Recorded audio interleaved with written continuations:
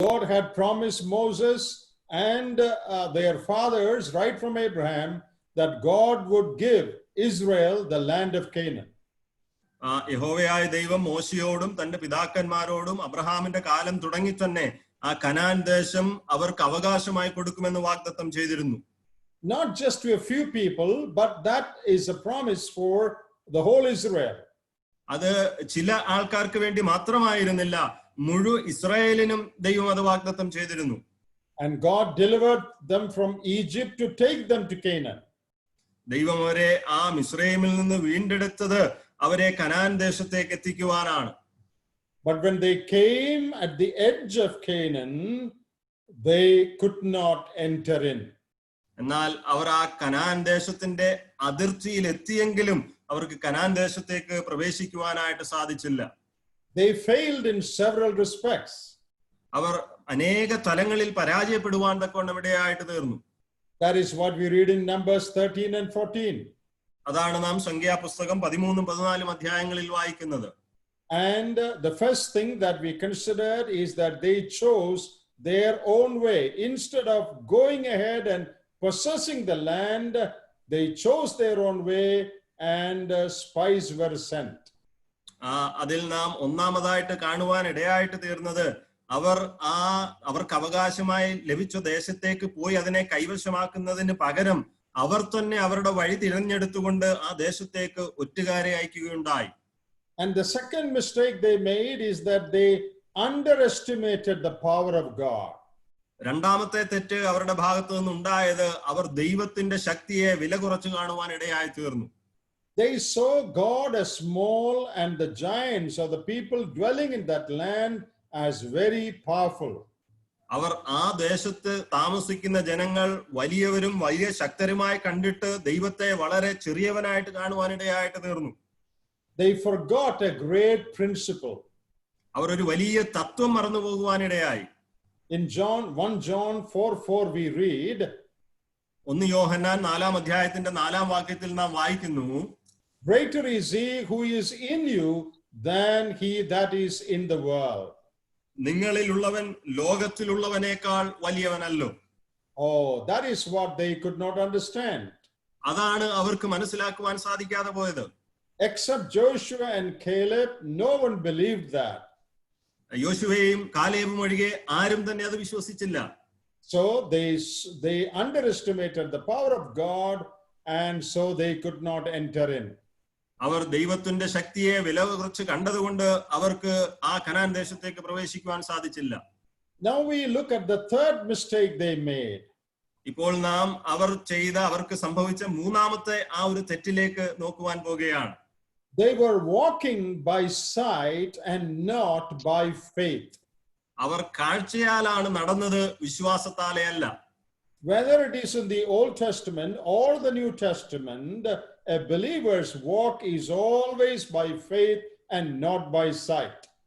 പഴയ നിയമത്തിലായിക്കൊള്ളട്ടെ പുതിയ നിയമത്തിലായിക്കൊള്ളട്ടെ ഒരു വിശ്വാസിയുടെ നടപ്പ് എപ്പോഴും വിശ്വാസത്താലാണ്, അത് കാഴ്ചയാലേ അല്ല. They were influenced by what they saw with their eyes. അവരുടെ കണ്ണുകൊണ്ട് നോക്കി കണ്ട വസ്തുതകൾ അവരെ സ്വാധീനിക്കുവാനിടയായിട്ട് തീർന്നു. Rather than being influenced by the promise of God that God would take them to that land, they were affected by the size of the giants that they saw with their own eyes. അവരെ ആ ദേശത്തേക്ക് കൂട്ടിക്കൊണ്ട് ചെല്ലും എന്ന് ദൈവം പറഞ്ഞ വാഗ്ദത്തേക്കാൾ ഉപരിയായി അവർ ആ ദേശത്ത് കണ്ട ജനങ്ങളുടെ വലിപ്പത്തിൽ അവർ കൂടുതൽ വിശ്വസിക്കുവാനിടയായിട്ട് തീർന്നു. They believed what they saw. അവർ കണ്ടതിനെ അവർ വിശ്വസിച്ചു. They were intimidated, frightened by what they saw. അവർ കണ്ടതിനെ, ആ കണ്ട കാര്യങ്ങളെ കണ്ടുകൊണ്ട് അവർ ഭയപ്പെടുവാൻ തക്കവണ്ണം ഇടയായി. Instead of trusting God to fulfill his promise to take them there, they looked at the giants and were afraid. വാഗ്ദത്തം ചെയ്ത ദൈവം അവരെ അവിടെ എത്തിക്കുമെന്നുള്ള ആ വാക്കിൽ ആശ്രയിക്കാതെ അവർ കണ്ട കാര്യങ്ങളിൽ കണ്ടുകൊണ്ട് അവർ പരിഭ്രാന്തരായി തീർന്നു. They were supposed to believe what God had said. ദൈവം പറഞ്ഞതിൽ വിശ്വസിക്കേണ്ടവരായിരുന്നു അവർ. God had already given them clear promises more than once that he would take them there. ഒന്നിലധികം പ്രാവശ്യം ദൈവം വളരെ വ്യക്തമായിട്ട് അവർക്ക് വാഗ്ദത്തം കൊടുത്തിരുന്നു താൻ അവരെ ആ ദേശത്ത് കൊണ്ടെത്തിക്കുമെന്നുള്ളത്. Instead of putting their faith in the promise of God, they put their faith in the power of the giants, and they said, we cannot conquer them. ആ ദൈവം കൊടുത്ത വാഗ്ദത്തത്തിൽ അവരുടെ വിശ്വാസം വെക്കാതെ അവർ അവിടെ കണ്ട ആ മല്ലന്മാരിൽ അവരുടെ വിശ്വാസവും അല്ലെങ്കിൽ അവരുടെ ആശ്രയത്വവും അവിടെയായി പോകുന്ന ഒരു സാഹചര്യം ഉണ്ടായി. Christian life is always a life of faith and not of sight. ക്രിസ്തീയ ജീവിതം എന്നുള്ളത് എല്ലായ്പ്പോഴും അത് വിശ്വാസത്തിന്റെ ഒരു ജീവിതമാണ്, അത് കാഴ്ചയുടെ ജീവിതമല്ല. Now, what is meant by faith? വിശ്വാസം എന്നതുകൊണ്ട് എന്താണ് അർത്ഥമാക്കുന്നത്? Though that's a very familiar term for all the Christians, many people do not have a clear understanding of what faith is. പലപ്പോഴും ക്രിസ്ത്യാനികളെ സംബന്ധിച്ചിടത്തോളം വളരെയധികം പരിചിതമായ ഒരു വാക്കാണ് വിശ്വാസമെങ്കിലും പല സാഹചര്യങ്ങളിലും അതിനെക്കുറിച്ച് വ്യക്തമായ ഒരു ധാരണ നമ്മിൽ പലർക്കുമില്ല. So I want to spend a few minutes explaining what is true faith. ചില നിമിഷങ്ങൾ എന്താണ് ശരിയായ വിശ്വാസം എന്നുള്ളത് വിശദീകരിക്കുവാനായിട്ട് ഞാൻ ആഗ്രഹിക്കുകയാണ്. Faith is not just some feelings that we have or something that we ourselves think. വിശ്വാസം എന്നുള്ളത് ഒരിക്കലും നമ്മുടെ ഉള്ളിൽ ഉണ്ടാകുന്ന ചില തോന്നലുകളല്ല, അല്ല നാം ചിന്തിച്ചു കൂട്ടുന്ന ചില കാര്യങ്ങളുമല്ല. Faith is putting our trust in who God is and what he has said. വിശ്വാസം എന്നുള്ളത് ദൈവം ആരാണ് എന്നുള്ളതിനെ ആശ്രയിച്ച് അവനിൽ ആശ്രയം വെക്കുകയും അവൻ എന്താണ് പറഞ്ഞിരിക്കുന്നത് എന്നതിൽ ആശ്രയിക്കുകയും ചെയ്യുന്നതാണ്. Faith is relying on the trustworthiness of God. ദൈവത്തിന്റെ വിശ്വാസ്യതയിൽ പൂർണ്ണമായി ആശ്രയിക്കുന്നതിനെയാണ് വിശ്വാസം എന്ന് പറയുന്നത്. Faith is trusting God's character and God's promises. ദൈവത്തിന്റെ സ്വഭാവത്തിലും ദൈവത്തിന്റെ വാഗ്ദത്തങ്ങളിലും ആശ്രയം വെക്കുന്നതാണ് വിശ്വാസം. The person of God, the personality of God, ദൈവത്തിന്റെ വ്യക്തിത്വം എന്നുള്ളത്, and the character of God, ദൈവത്തിന്റെ സ്വഭാവം എന്നുള്ളത്, and the promises of God. ദൈവത്തിന്റെ വാഗ്ദത്തങ്ങളും. When you rely upon or when you depend on these three things, that can be called faith. ഈ മൂന്ന് കാര്യങ്ങളിൽ നിങ്ങൾ ആശ്രയിക്കുമ്പോൾ അതിനെയാണ് വിശ്വാസം എന്ന് വിളിക്കുന്നത്. So believing what God has said, ദൈവം എന്താണോ പറഞ്ഞത് അതിൽ വിശ്വസിക്കുക. believing that God will not change his word, ദൈവം ഒരിക്കലും തന്റെ വാക്ക് മാറ്റില്ല എന്ന് വിശ്വസിക്കുക. believing that God is always trustworthy and dependable. ദൈവം എല്ലായ്പ്പോഴും വിശ്വസിക്കുവാൻ യോഗ്യനാണ്, ആശ്രയിക്കുവാൻ യോഗ്യനാണ് എന്നുള്ള വിശ്വാസം. That is the essence of faith. ആ വിശ്വാസം എന്നുള്ളതിന്റെ അന്തസത്ത എന്ന് പറയുന്നത് അതാണ്. Now in Hebrews chapter 11, we have a list of many men and women who exercised faith. നമുക്ക് എബ്രായ ലേഖനം 11-ാം അധ്യായത്തിൽ അവരുടെ ജീവിതങ്ങളിൽ വിശ്വാസം ക്രിയ ചെയ്ത അനേക പുരുഷന്മാരെയും സ്ത്രീകളെയും കാണുവാനായിട്ട് സാധിക്കും. They are called heroes of faith. അവരെ വിശ്വാസ വീരന്മാരാണ് എന്നാണ് വിളിക്കുന്നത്. So what is so great about their faith? അവരുടെ വിശ്വാസത്തിൽ എന്താണ് ഇത്ര വലിയ കാര്യം? What is great about their faith is they trusted in God and acted heroically. അവർ അവരുടെ വിശ്വാസത്തിന്റെ ശ്രേഷ്ഠത എന്നുള്ളത് അവർ ദൈവത്തിൽ ആശ്രയിച്ചുകൊണ്ട് അവർ വീരത്വം പ്രവർത്തിച്ചു.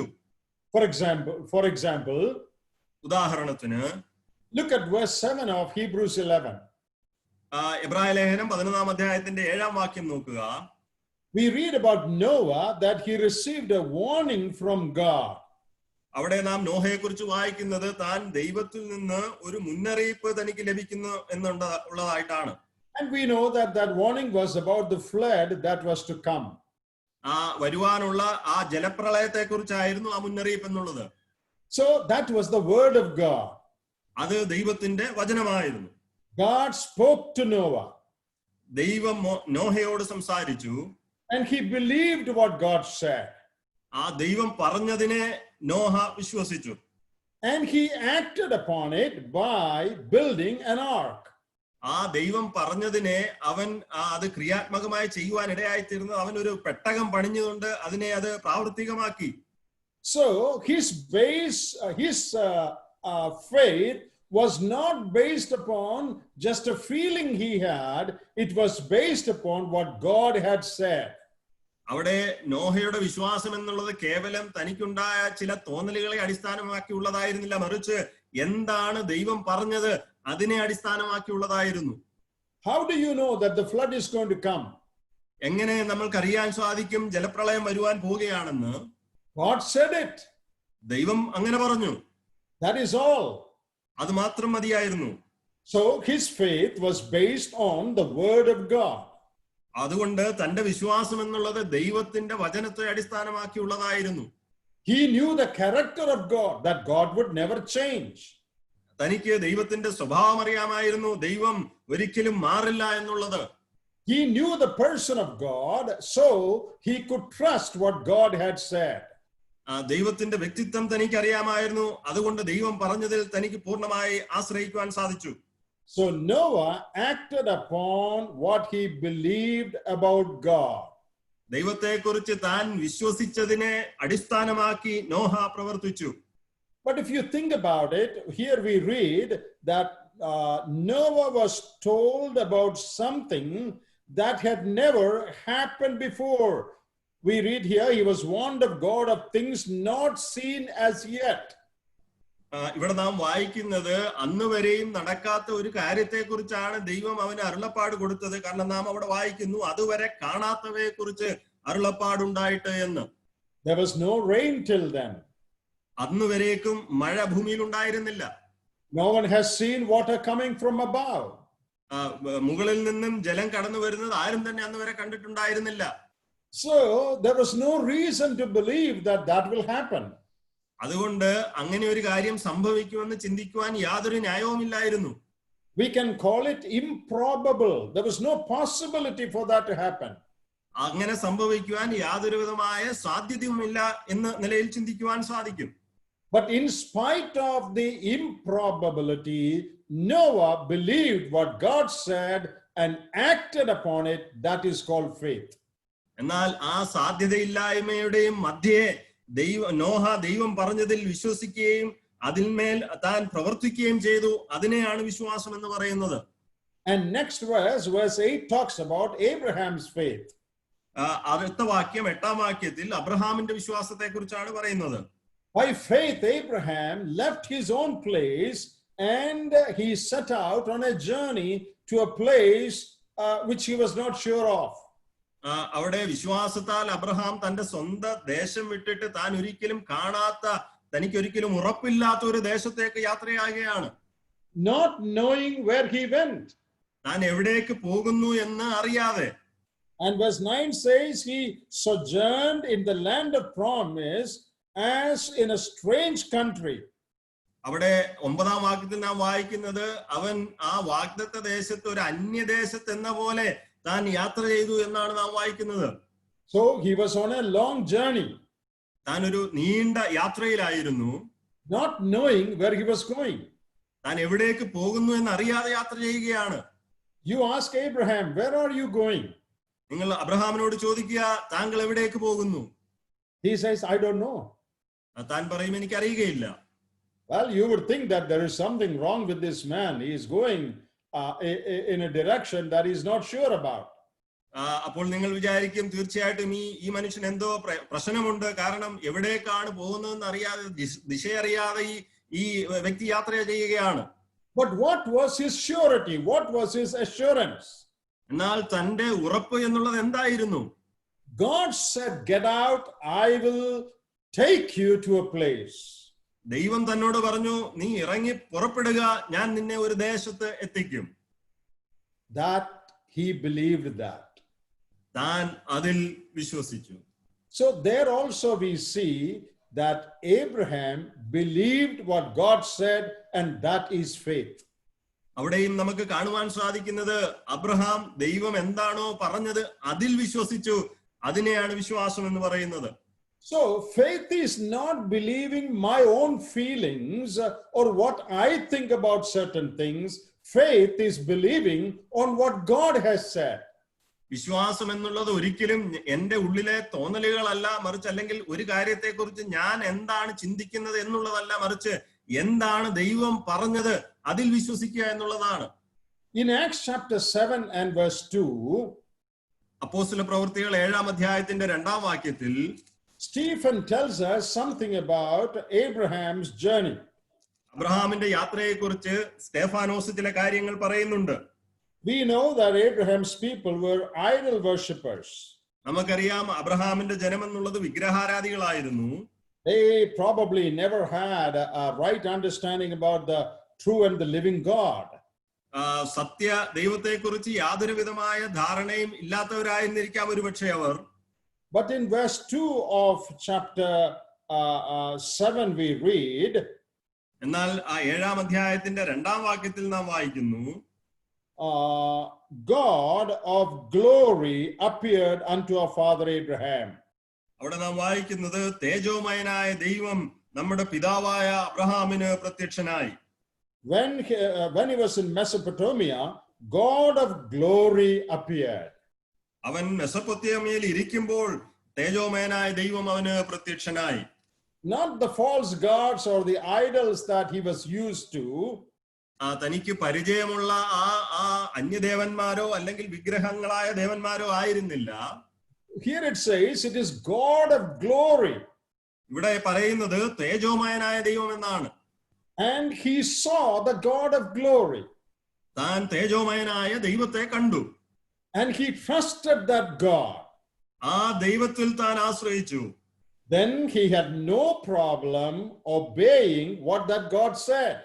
അതിനുശേഷം ആ ദൈവം പറഞ്ഞത് അനുസരിക്കുവാൻ തനിക്ക് യാതൊരു പ്രശ്നവും ഉണ്ടായില്ല. So his understanding of the true and the living God helped him to get out even when he did not know where he was going. ജീവനുള്ള ആ സത്യ ദൈവത്തെ ആശ്രയിച്ചത് കൊണ്ട്, കണ്ടതുകൊണ്ട്, അനുസരിച്ചതുകൊണ്ട് തനിക്ക് എവിടേക്കാണ് പോകുന്നതെന്ന് അറിയില്ല എങ്കിൽ കൂടിയും തന്നെ അനുസരിക്കുവാൻ തക്കവണ്ണം അത് സഹായിക്കുവാൻ ഇടയായിട്ട് തീർന്നു. So that is what we read in Hebrews chapter 11. അതാണ് നാം എബ്രായ ലേഖനം 11-ാം അധ്യായത്തിൽ വായിക്കുന്നത്.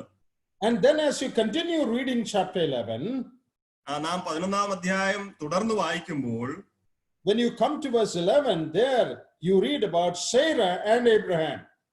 അവിടെ 11-ാം വാക്യത്തിലേക്ക് കടന്നു വരുമ്പോൾ അവിടെ നാം സാറയെയും അബ്രഹാമിനെയും കാണുന്നുണ്ട്. Now you can read those verses later. നിങ്ങൾക്ക് പിന്നീട് ആ വാക്യങ്ങൾ വായിച്ചു കൊള്ളാം. Sarah had become old and she had no capacity to bear a child. Sarah പ്രായം ചെന്നിട്ട് തനിക്ക് പുത്രോത്പാദനത്തിനുള്ള ആ പ്രായം കഴിഞ്ഞ ഒരു അവസ്ഥയിലായിരുന്നു. In Romans chapter 4 and verse 20 we read that Abraham also was impotent. അവിടെ റോമാലേഖനം 4-ാം അധ്യായത്തിന്റെ 23-ാം വാക്യത്തിലും അവിടെ നാം വായിക്കുന്നത്, verse 20, അതിന്റെ 20-ാം വാക്യത്തിൽ നാം വായിക്കുന്നത്, അബ്രഹാമും തനിക്ക് ആ നിലയില് തന്റെ ശരീരവും ഒരു നിർജീവ അവസ്ഥയിലായിരുന്നു. So both of them were impotent physically to produce a child. ശാരീരികമായിട്ട് ഒരു പുത്രനെ അല്ലെങ്കിൽ ഒരു പുത്ര ഉൽപാദനത്തിന് അവരുടെ ശരീരം നിർജീവമായ അവസ്ഥയിലായിരുന്നു. But God promised to them that they were going to have a posterity, a seed. എന്നാൽ ദൈവം അവരോട് വാഗ്ദത്തം ചെയ്തു അവർക്ക് ഒരു സന്താനത്തെ കൊടുക്കുവാനായിട്ട് പോവുകയാണ്. They believed that. അവർ അതിൽ വിശ്വസിച്ചു. That is faith. അതാണ് വിശ്വാസം. Abraham and Sarah did not believe some feeling that they got. They believed what God promised. അവർക്ക് ലഭിച്ച ചില തോന്നലുകളിൽ അല്ല അവർ വിശ്വസിച്ചത്, മറിച്ച് ദൈവം എന്താണോ വാഗ്ദത്തം ചെയ്തത് അതിലാണ് അവർ വിശ്വസിച്ചത്. So they were impotent, but in spite of their impotency, their inability to produce a child, they still believed God. അവർ നിർജീവ അവസ്ഥയിലായിരുന്നവരായിരുന്നെങ്കിൽ കൂടിയും അവരുടെ നിർജീവാവസ്ഥയുടെ മധ്യത്തിലും ഒരു പുത്രോത്പാദനത്തിനുള്ള കഴിവില്ലാതിരുന്നിട്ടും അവർ ദൈവത്തിൽ വിശ്വസിച്ചു. Then when you come to verse 17 of Hebrews 11, നാം എബ്രായ ലേഖനം 11-ാം അധ്യായത്തിന്റെ 17-ലേക്ക് പിന്നെയും വരുമ്പോൾ, when you read from verses 17 to 19, അതിന്റെ 17 മുതൽ 19 വരെയുള്ള വാക്യങ്ങൾ വായിക്കുമ്പോൾ, there is a very big problem there. അവിടെ വലിയൊരു പ്രശ്നം നമുക്ക് കാണുവാൻ സാധിക്കുന്നുണ്ട്. Because God asked Abraham to offer his son Isaac. അവിടെ ദൈവം അബ്രഹാമിനോട് തന്റെ പുത്രനായ ഇസഹാക്കിനെ യാഗം അർപ്പിക്കുവാൻ ആവശ്യപ്പെടുകയാണ്. But God had already told that through Isaac he would get generations. എന്നാൽ ദൈവം മുന്നമേ തന്നെ അബ്രഹാമിനോട് പറഞ്ഞിരുന്നു ഇസഹാക്കിൽ കൂടി തനിക്ക് സന്തതി പരമ്പരകളെ ലഭിക്കും എന്നുള്ളത്. In Isaac shall your seed be called. നിന്റെ ഇസഹാക്കിൽ നിന്ന് നിന്റെ സന്തതി എന്ന് വിളിക്കപ്പെടുമെന്നാണ് വായിക്കുന്നത്. At the same time, God is asking him to offer Isaac. അതേ സമയം തന്നെ ദൈവം അബ്രഹാമിനോട് ഇസഹാക്കിനെ യാഗം കഴിക്കുവാൻ ആവശ്യപ്പെടുകയാണ്. Isaac is not yet married, he has no children. ഇസഹാക്ക് ഇപ്പോഴും വിവാഹം കഴിച്ചിട്ടില്ല, തനിക്ക് മക്കളില്ല. Then how can he produce seed for Abraham? പിന്നെ എങ്ങനെ തനിക്ക് അബ്രഹാമിന് വേണ്ടി ആ ഒരു സന്തതിയെ ജനിപ്പിക്കുവാനായിട്ട് സാധിക്കും? How can God's promise be fulfilled? എങ്ങനെ ദൈവത്തിന്റെ വാഗ്ദത്തം നിറവേറ്റപ്പെടുവാനിടയായിട്ട് തീരും? So here is an impossible situation. ഇവിടെ ഒരു അസാധ്യമായ ഒരു സാഹചര്യത്തിലാണ് എത്തി നിൽക്കുന്നത്. Isaac has to be killed. At the same time, Isaac should bring forth children. ഇസഹാക്ക് കൊല്ലപ്പെടണം, അതേ സമയം തന്നെ ഇസഹാക്കിൽ നിന്നും സന്തതികൾ ഉളവാകണം. How to solve this problem? എങ്ങനെ ഈ പ്രശ്നത്തെ പരിഹരിക്കുവാനായിട്ട് സാധിക്കും? We read in verse 19 that they believed that God was able to raise him up from the dead. അവിടെ 19-ാം വാക്യത്തിൽ നാം വായിക്കുന്നത് മരിച്ചവരുടെ ഇടയിൽ നിന്നും ഉയർപ്പിക്കുവാൻ ദൈവം ശക്തനെന്ന് എണ്ണി. How did Abraham know that? എങ്ങനെ അബ്രഹാമിന് അതറിയാമായിരുന്നു? Because prior to this, we have no record of any dead person coming back to life. കാരണം ഇതിനു മുൻപ് ഒരിക്കലും ഒരു മരിച്ച വ്യക്തി ജീവിതത്തിലേക്ക് മടങ്ങി വന്നതായിട്ട് ചരിത്രമില്ല. Abraham cannot look back and say, oh, in such and such a place God raised a dead man, so God can raise my son also. അബ്രഹാമിന് ഒരിക്കലും പിന്നോട്ടുള്ള കാര്യങ്ങളിലേക്ക് തിരിഞ്ഞു നോക്കിക്കൊണ്ട് ഇന്ന സമയത്ത് ഇന്ന വ്യക്തി ഉയർത്തെഴുന്നേറ്റിട്ടുണ്ട്, അതുകൊണ്ട് ദൈവത്തിന് അതുപോലെ ചെയ്യുവാൻ കഴിയുമെന്ന് അബ്രഹാമിന് പറയുവാൻ സാധിക്കുകയില്ല. No prior example. ഇതിനു മുൻപേ യാതൊരു വിധമായ തത്തുല്യമായ ഉദാഹരണങ്ങളുമില്ല. So it was an impossible situation. കാരണം അതുകൊണ്ട് അതൊരു അസാധ്യമായ സാഹചര്യമായിരുന്നു. Still Abraham believed that God can do that. എന്നിരുന്നിട്ട് കൂടിയും അബ്രഹാം വിശ്വസിച്ചു ദൈവത്തിന് അത് ചെയ്യുവാനായിട്ട് സാധിക്കും. So we looked at 3 situations. ഇപ്പോൾ നാം 3 സാഹചര്യങ്ങളെ നോക്കിയുണ്ടായി. Noah's situation was improbable, no possibility of rain. Still he believed. നോഹയുടെ സാഹചര്യം എന്നുള്ളത് യാതൊരു വിധമായ സാധ്യതയുമില്ലാത്ത സാഹചര്യമായിരുന്നു. മഴ ഉണ്ടാകുക എന്നുള്ളത് സാധ്യതയില്ലാത്ത കാര്യമായിരുന്നു. എന്നിരുന്നിട്ടും താൻ വിശ്വസിച്ചു. Abraham and Sarah were impotent, but in spite of their impotency, they believed they were going to have a child. അബ്രഹാമും സാറയും നിർജീവാവസ്ഥയിലായിരുന്നു. എന്നിരുന്നിട്ടും ആ നിർജീവാവസ്ഥയിലും അവർ ദൈവത്തിൽ വിശ്വസിക്കുവാൻ തക്കവണ്ണം ഇടയായിട്ട് തീർന്നു. And the last one we said, Abraham and Isaac's situation was impossible, but in spite of impossibility, they believed. എന്നാൽ നാം അവസാനം കണ്ടത് ആ ഇസഹാക്കിന്റെയും അബ്രഹാമിന്റെയും കാര്യം വായിച്ചപ്പോൾ അത് അങ്ങനെ ഒരു കാര്യം നടക്കുക അസാധ്യമായിരുന്നു. എങ്കിലും ആ അസാധ്യതയിലും അബ്രഹാം വിശ്വസിക്കുവാൻ തക്കവണ്ണം ഇടയായി. In all these places you see that faith is believing in what God said. ഈ 3 ഇടങ്ങളിലും ഈ എല്ലാ ഇടങ്ങളിലും നമുക്ക് കാണുവാൻ സാധിക്കുന്നത് വിശ്വാസം എന്നുള്ളത് എന്താണോ ദൈവം പറഞ്ഞിരിക്കുന്നത് അതിൽ വിശ്വസിക്കുക എന്നുള്ളതാണ്. Now today many people have not understood this. ഇന്നത്തെ കാലത്ത് അനേകരും ഇത് മനസ്സിലാക്കിയിട്ടില്ല. In many charismatic circles they have a teaching like this. പല ഉണർവ് കൂട്ടങ്ങളിലും അവർക്ക് ഈ നിലയിലുള്ള ഒരു പഠിപ്പീരുണ്ട്. You just believe God. നിങ്ങൾ ദൈവത്തിൽ വിശ്വസിക്കുക മാത്രം ചെയ്യുക. If you want a car, you believe that God will give it to you. നിങ്ങൾക്ക് ഒരു കാർ ആവശ്യമാണെങ്കിൽ നിങ്ങൾ വിശ്വസിക്കുക ദൈവം നിങ്ങൾക്ക് നൽകി തരുമെന്ന്. If you want healing, believe that God will give it to you. നിങ്ങൾക്ക് സൗഖ്യം ആവശ്യമാണെങ്കിൽ നിങ്ങൾ വിശ്വസിക്കുക ദൈവം നിങ്ങൾക്ക് നൽകി തരുമെന്ന്. If you want money, believe that God will give it to you. നിങ്ങൾക്ക് ധനം ആവശ്യമാണെങ്കിൽ നിങ്ങൾ വിശ്വസിക്കുക ദൈവം അത് നിങ്ങൾക്ക് നൽകി തരും. And if you pray with faith, God will give it to you. നിങ്ങൾ വിശ്വാസത്തോടു കൂടി പ്രാർത്ഥിച്ചാൽ ദൈവം നിങ്ങൾക്ക് നൽകി തരും. That is the teaching that they give. അതാണ് അവർ നൽകി കൊടുക്കുന്ന പഠനം എന്നുള്ളത്. That is not right. അത് ഒരിക്കലും ശരിയല്ല. Because there is no promise that God will give a car in the word. God has not promised it. കാരണം തിരുവചനത്തിൽ ഒരിടത്തും ദൈവം ഒരു കാർ നൽകി കൊടുക്കാമെന്ന് വാഗ്ദത്തം ചെയ്തിട്ടില്ല. ദൈവം അത് വാഗ്ദത്തം ചെയ്ത കാര്യമല്ല. God has not promised in the New Testament that God will heal all our diseases. പുതിയ നിയമത്തിൽ ഒരിടത്തും ദൈവം നമ്മുടെ എല്ലാ രോഗങ്ങളെയും സൗഖ്യമാക്കുമെന്ന് വാഗ്ദത്തം ചെയ്തിട്ടില്ല. God has not promised anywhere that God will give the money that we ask for. നാം ചോദിക്കുന്ന ധനം നമുക്ക് നൽകി തരാമെന്ന് ദൈവം ഒരിടത്തും വാഗ്ദത്തം ചെയ്തിട്ടില്ല. It is true that God will take care of our needs. That's a different thing. നമ്മുടെ ആവശ്യങ്ങളെ ദൈവം കരുതിക്കൊള്ളും എന്നുള്ളത് ശരിയായ കാര്യമാണ്. എന്നാൽ അത് മറ്റൊരു കാര്യമാണ്. What is wrong with this kind of teaching? ഈ നിലയിലുള്ള ഉപദേശത്തിന്റെ ആ തെറ്റ് എന്താണ്? They just believe something within them, in their heart, their feeling, and without any foundation. അവർ അവരുടെ ഉള്ളിലുള്ള ചില തോന്നലുകളെ, ചില ചിന്തകളിൽ മാത്രം വിശ്വസിക്കുകയാണ്. എന്നാൽ അതിനൊന്നും യാതൊരു അടിസ്ഥാനവുമില്ലാതെയാണ് അവർ ചിന്തിക്കുന്നത്. Faith should have a foundation. ആ വിശ്വാസം എന്നുള്ളതിന് ഒരു അടിസ്ഥാനം ഉണ്ടായിരിക്കണം. What is the foundation? എന്താണ് അടിസ്ഥാനം? The word of God. ദൈവത്തിന്റെ തിരുവചനം. And that word of God is something that God has promised. ആ ദൈവത്തിന്റെ വചനം എന്നുള്ളത് ദൈവം വാഗ്ദത്തം ചെയ്തതായിരിക്കണം. Believe in what God has said, that is faith. ദൈവം പറഞ്ഞതിൽ വിശ്വസിക്കുക, അതിനെയാണ് വിശ്വാസം എന്ന് പറയുന്നത്. Let me give you one more explanation. ഒരു വിശദീകരണം കൂടി ഞാൻ നൽകിക്കൊള്ളട്ടെ. Faith is not something basically in me. Faith is putting my faith in God. So I am not the important person in faith. God is the important person.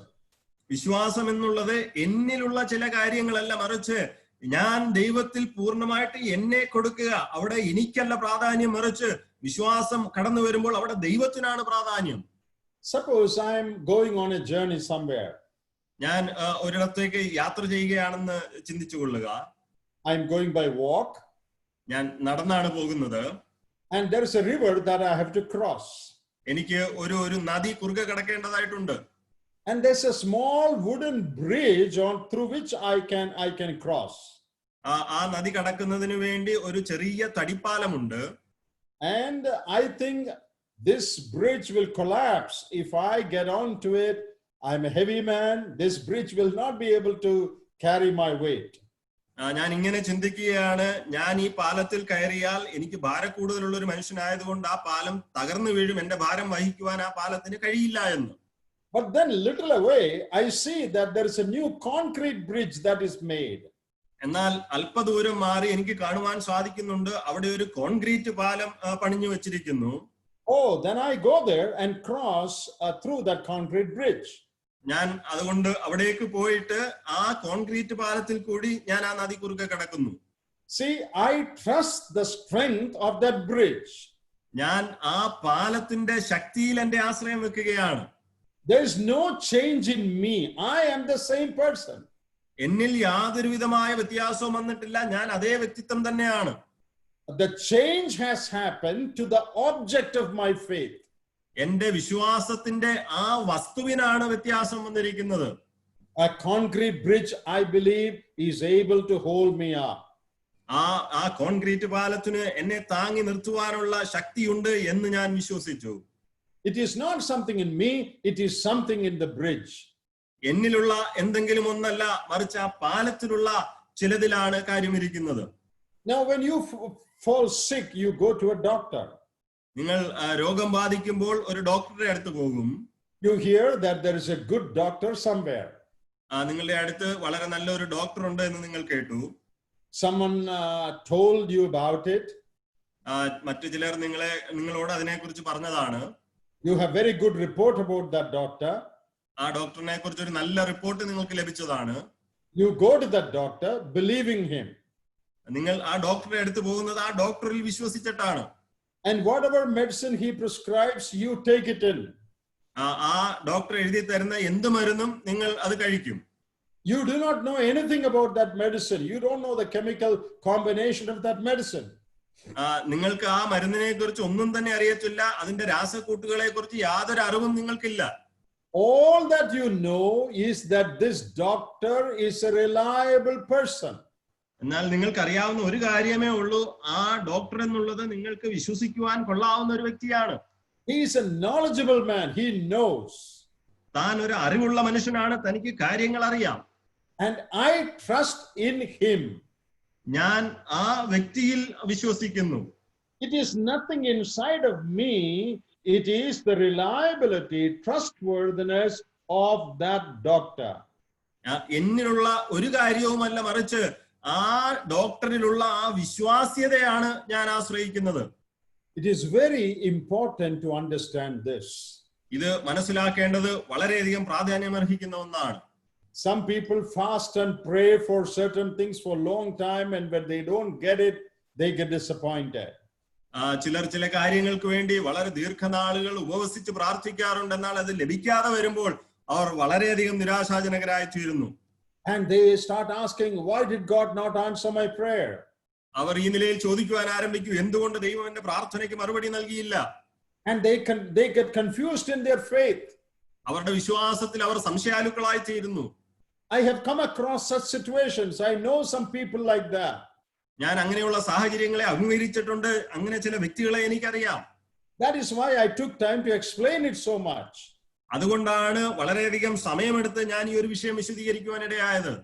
See, their faith has no basis.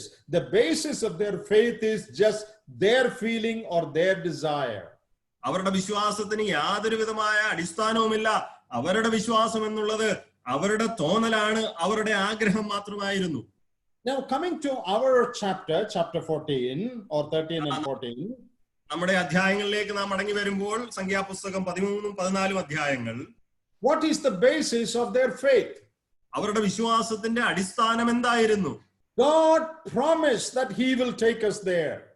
അവരെ അവിടെ എത്തിക്കുമെന്ന് ദൈവം വാഗ്ദത്തം ചെയ്തിരുന്നു. They just had to believe what God had said.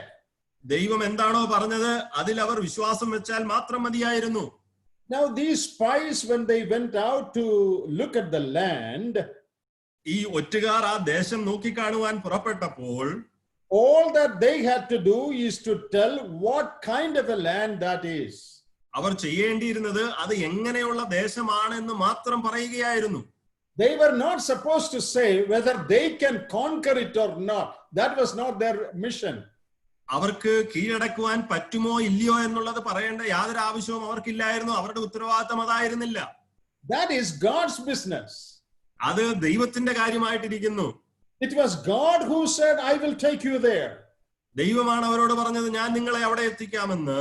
They did not have to analyze it and decide whether they can win a victory, whether they can defeat them or not. അവരെ പരാജയപ്പെടുത്തുവാൻ സാധിക്കുമോ, അവിടെ ഒരു വിജയം നേടുവാൻ സാധിക്കുമോ എന്നൊന്നും വിശകലനം ചെയ്യേണ്ട ആവശ്യം അവർക്കില്ലായിരുന്നു. They just had to believe what God had said. ദൈവം എന്താണോ പറഞ്ഞത് അതിൽ അവർ വിശ്വാസം വെച്ചാൽ മാത്രം മതിയായിരുന്നു. That is where they failed. അവിടെയാണ് അവർ പരാജയപ്പെട്ടത്. They walked by sight in what they saw, the size of the city, the strength of the city, and the power of the people. That is what they looked at. അവർ കാഴ്ചയാലാണ് നടന്നത്. അവർ കണ്ടത് അവിടെയുള്ള പട്ടണത്തിന്റെ ഉറപ്പാണ് കണ്ടത്, ആ പട്ടണത്തിന്റെ വലിപ്പമാണ് കണ്ടത്, അവിടെയുള്ള ജനങ്ങളുടെ ശക്തിയാണ് അത് കണ്ടത്. അവിടെയാണ് അവർ പരാജയപ്പെടുവാനിടയായിട്ട് തീർന്നത്. They walked by sight. അവർ കാഴ്ചയാൽ നടന്നു. But Joshua and Caleb, they walked by faith. എന്നാൽ യോശുവയും കാലേബും അവർ വിശ്വാസത്താൽ നടന്നു. Look at chapter 14 and verse 8. 14 അധ്യായത്തിന്റെ 8-ാം വാക്യം നോക്കുക. If the Lord delight in us, then he will bring us into this land and give it to us. യഹോവ നമ്മിൽ പ്രസാദിക്കുന്നുവെങ്കിൽ അവൻ നമ്മെ പാലും തേനും ഒഴുകുന്ന ആ ദേശത്തേക്ക് കൊണ്ടുചെന്ന് നമുക്ക് അത് തരും. How do they know that? അവർക്ക് എങ്ങനെ അതറിയാം? It is not their feeling, not their confidence. അത് അവരുടെ തോന്നലല്ല, അവരുടെ ആത്മവിശ്വാസമല്ല. It is something God has said. അത് ദൈവം അവരോട് പറഞ്ഞ കാര്യമാണ്. They are just telling what God said. ദൈവം എന്താണോ പറഞ്ഞത് അത് ആവർത്തിക്കുക മാത്രമാണ് അവർ ചെയ്യുന്നത്. That is faith. അതാണ് വിശ്വാസം. Faith is saying what God says. വിശ്വാസം എന്നുള്ളത് എന്താണോ ദൈവം പറയുന്നത് അതിനെ തുടർന്ന് പറയുക എന്നുള്ളതാണ്. There's a beautiful picture in the book of Genesis. ഉൽപ്പത്തി പുസ്തകത്തിൽ മനോഹരമായ ഒരു ചിത്രം നമുക്ക് കാണുവാൻ സാധിക്കും. We don't have to read that. All of you know this. നമുക്കത് വായിക്കേണ്ട ആവശ്യമില്ല, എല്ലാവർക്കും അറിവുള്ളതാണ്. God one day took Abraham out of his house and said, "Come on, look up to the sky." ഒരു ദിവസം അബ്രഹാമിനെ ദൈവം തന്റെ ഭവനത്തിൽ നിന്ന് പുറത്തേക്ക് വിളിച്ചിട്ട് പറഞ്ഞു, നീ ആകാശത്തിലേക്ക് നോക്കുക. Can you count these stars? നിനക്ക് ഈ നക്ഷത്രങ്ങളെ എണ്ണുവാനായിട്ട് സാധിക്കുമോ? Your generations or your seed will be as multiplied as this stars. ഈ ആകാശത്തിലെ നക്ഷത്രങ്ങളെ പോലെ നിന്റെ സന്തതികളെ ഞാൻ നിനക്ക് നൽകും. Now in our Malayalam Bible it says that Abraham believed it. നാം മലയാളം ബൈബിൾ വായിക്കുന്നത് അവൻ അതിൽ വിശ്വസിച്ചു എന്നാണ്. But in the original Hebrew it says Abraham said amen. അവിടെ എബ്രായ ബൈബിളിൽ യഥാർത്ഥ ഭാഷാന്തരത്തിൽ ഇങ്ങനെയാണ് കൊടുത്തിരിക്കുന്നത്, അബ്രഹാം അതിന് ആമേൻ എന്ന് പറഞ്ഞു എന്നാണ്. When God said you will have as many children as the stars in the sky, what was Abraham's response? He said amen. ദൈവം അബ്രഹാമിനോട് പറഞ്ഞു, നിനക്ക് ആകാശത്തിലെ നക്ഷത്രങ്ങളെ പോലെ സന്തതികൾ ഉണ്ടാകുമെന്ന് പറഞ്ഞപ്പോൾ അബ്രഹാം പറഞ്ഞത് ആമേൻ എന്നാണ്. What is faith? എന്താണ് വിശ്വാസം? Faith is saying amen to what God says. ദൈവം എന്താണോ പറഞ്ഞത് അതിന് ആമേൻ പറയുന്നതിനെയാണ് വിശ്വാസം എന്ന് പറയുന്നത്. Only Joshua and Caleb said amen to what God said. ദൈവം പറഞ്ഞതിനോട് ആമേൻ എന്ന് പറയുവാൻ യോശുവയ്ക്കും കാലേബിനുമേ സാധിച്ചുള്ളൂ. All the others did not believe what God said. മറ്റ് ആരും തന്നെ എന്താണോ ദൈവം പറഞ്ഞത് അതിൽ വിശ്വസിച്ചില്ല. Faith looks ahead with courage. ധൈര്യത്തോടുകൂടി മുൻപോട്ട് നോക്കി കാണുന്നതാണ് വിശ്വാസം. Unbelief looks back with complaint. അവിശ്വാസം എന്നുള്ളത് പിന്നോട്ട് നോക്കി പിറുപിറുപ്പോടുകൂടി പിന്നോട്ട് നോക്കുന്നതിനെയാണ് അവിശ്വാസം എന്ന് പറയുന്നത്. If you believe, you can walk by faith. If you don't believe, you will wander in the wilderness. നിങ്ങൾ വിശ്വസിക്കുന്നുവെങ്കിൽ നിങ്ങൾക്ക് വിശ്വാസത്തിൽ നടക്കുവാനായിട്ട് സാധിക്കും. നിങ്ങൾ വിശ്വസിക്കുന്നില്ല എങ്കിൽ മരുഭൂമിയിൽ ഉഴന്നു നടക്കുവാനിടയായിട്ട് തീരും. This is a hard lesson every child of God has to learn. എല്ലാ ദൈവമക്കളും പഠിച്ചിരിക്കേണ്ട ഒരു പാഠമായിട്ട്, പ്രാധാന്യമർഹിക്കുന്ന ഒരു പാഠമായിട്ട് ഇത് ഇരിക്കുന്നു. Trust God instead of trusting what we see or trusting our own reason. നമ്മുടെ സ്വന്തം ചിന്തകളെക്കാൾ ഉപരിയായി നാം എന്താണോ കാണുന്നത് അതിൽ വിശ്വസിക്കുന്നതിനേക്കാൾ ഉപരിയായി ദൈവത്തിൽ വിശ്വസിക്കുക. Our Christian life is a walk by faith. നമ്മുടെ ക്രിസ്തീയ ജീവിതം എന്നുള്ളത് വിശ്വാസത്താലെയുള്ള ഒരു നടപ്പാണ്. Do you want to increase in faith? നിങ്ങൾക്ക് വിശ്വാസത്തിൽ വർദ്ധിച്ചു വരണമോ? What should you do for that? അതിനുവേണ്ടി എന്താണ് നിങ്ങൾ ചെയ്യുന്നത്? Read God's word. ദൈവത്തിന്റെ വചനം വായിക്കുക. And believe everything God has said. ദൈവം പറഞ്ഞ എല്ലാ കാര്യങ്ങളും വിശ്വസിക്കുക. Now believe it not because it looks believable. ഒരിക്കലും വിശ്വാസ യോഗ്യമാണെന്ന് കരുതി വിശ്വസിക്കരുത്. Don't believe it, oh, I think that it is possible. Don't say like that. Even if it looks impossible, improbable, impotent, you still believe because God said it. ഒരിക്കലും ഇത് സാധ്യമാകുമെന്നുള്ള നിലയിൽ ഒരു കാര്യം വിശ്വസിക്കരുത്. എന്നാൽ അത് അസാധ്യമായിരുന്നാലും യാതൊരു വിധമായ നടക്കുവാൻ സാധ്യത ഇല്ലാത്ത കാര്യമായിരുന്നാലും മുന്നമേ നിങ്ങൾ കാണാത്ത ഒരു കാര്യമായിരുന്നാലും നിങ്ങൾ അതിൽ വിശ്വസിക്കുക. കാരണം അത് ദൈവം പറഞ്ഞതുകൊണ്ട് അങ്ങനെ വിശ്വസിക്കുക. That is what Noah did. That is what Abraham did. അതാണ് നോഹ ചെയ്തത്, അതാണ് അബ്രഹാം ചെയ്തത്. Children of Israel failed to believe what God said. ദൈവം പറഞ്ഞതിൽ വിശ്വസിക്കുവാൻ ഇസ്രായേൽ മക്കൾ പരാജയപ്പെട്ടു. May we learn this great lesson, not to walk by sight but by faith. നാം കാഴ്ചയാലല്ല വിശ്വാസത്താൽ നടക്കണമെന്നുള്ള ആ വലിയ പാഠം നമുക്ക് പഠിക്കാമോ? Now we come to the next sin that they committed, the fourth one. അവർ ചെയ്ത അടുത്ത പാപത്തിലേക്ക്, നാലാമത്തെ പാപത്തിലേക്ക് നാം കടന്നു വരികയാണ്. In chapter 14 and verse 1 we read, 14-ാം അധ്യായത്തിന്റെ 1-ാം വാക്യത്തിൽ നാം വായിക്കുന്നു, And all the congregation lifted up their voice and cried, and the people wept that night.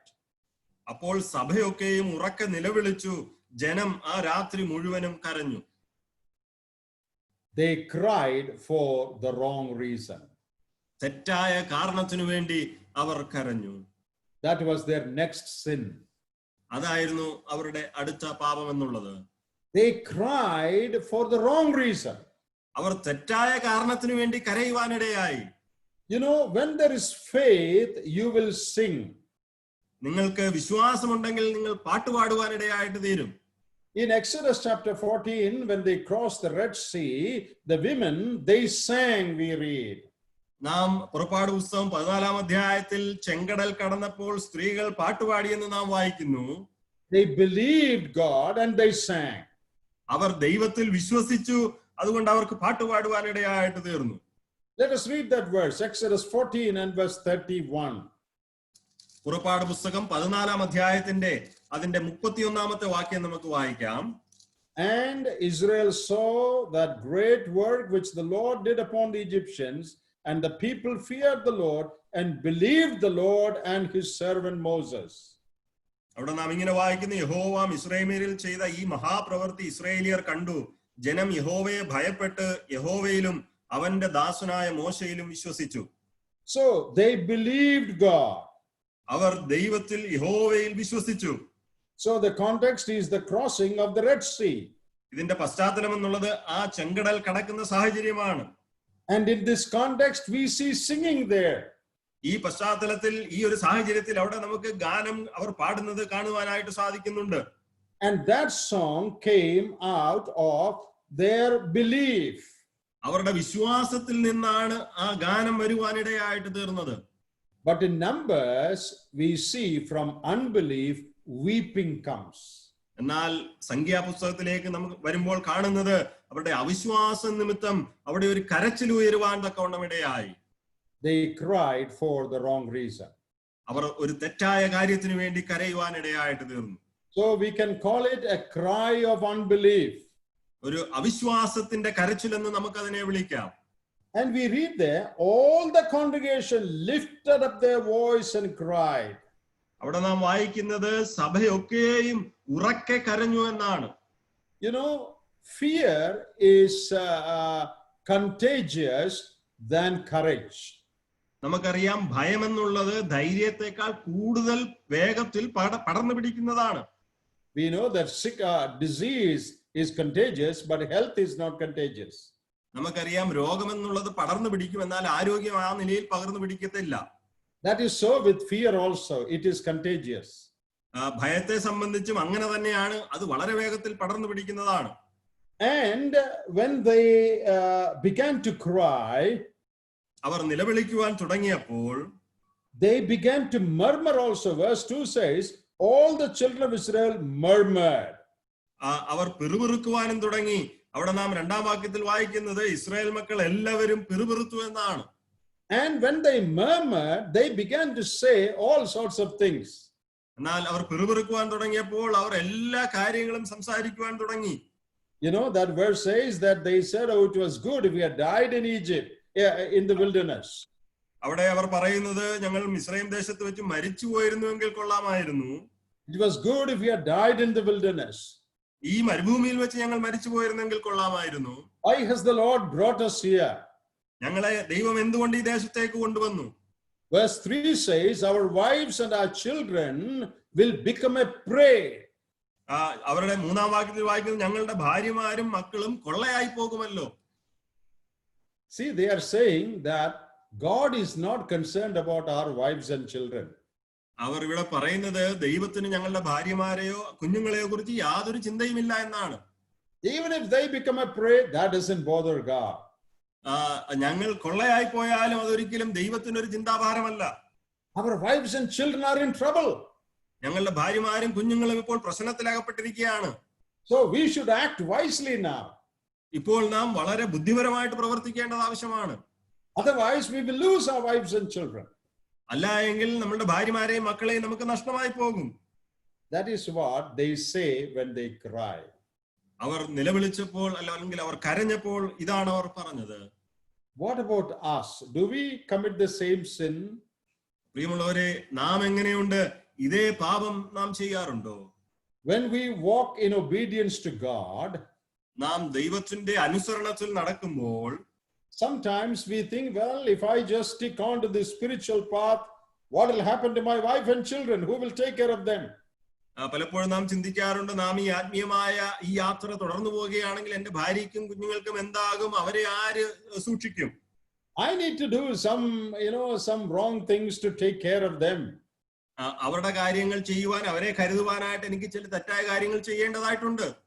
If I stick to the straight path and straight life, how can I make money to take care of them? ഞാൻ നേരായ വഴിയിൽ പോയാൽ, നേരായ കാര്യങ്ങൾ മാത്രം ചെയ്താൽ അവരെ കാത്തു പരിപാലിക്കുവാൻ വേണ്ടുന്ന ധനം എനിക്ക് എങ്ങനെ സമ്പാദിക്കുവാൻ സാധിക്കും? God will not take care of my wife and children. I have to take care of them. ദൈവം ഒരിക്കലും എന്റെ ഭാര്യയും കുഞ്ഞുങ്ങളെയും നോക്കത്തില്ല, ഞാൻ തന്നെ അവരെ നോക്കി പരിപാലിക്കേണ്ടത് ആവശ്യമാണ്. We may not say that with our lips, but that is our attitude very often. പലപ്പോഴും നാം നമ്മുടെ നാവ് കൊണ്ട് അത് പറഞ്ഞില്ല എങ്കിലും നമ്മുടെ മനോഭാവം പലപ്പോഴും അതാണ്. And we cry very often for the wrong reason. നാം പലപ്പോഴും തെറ്റായ കാര്യങ്ങൾക്ക് വേണ്ടി കരയാറുണ്ട്. We cry in despair, we cry in fear. നാം ഭയത്തിൽ കരയാറുണ്ട്, നാം നിരാശയിൽ കരയാറുണ്ട്. And we cry thinking that some evil will fall upon us. നമ്മുടെ മേൽ എന്തെങ്കിലും ദോഷമായത് സംഭവിക്കുമെന്ന് പറഞ്ഞുകൊണ്ട് നാം കരയാറുണ്ട്.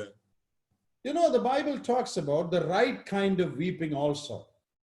തിരുവചനം ശരിയായ നിലയിലുള്ള കരച്ചിലിനെ കുറിച്ചും പറയുന്നുണ്ട്. Believers have to weep. വിശ്വാസികൾ കരയേണ്ടത് ആവശ്യമാണ്.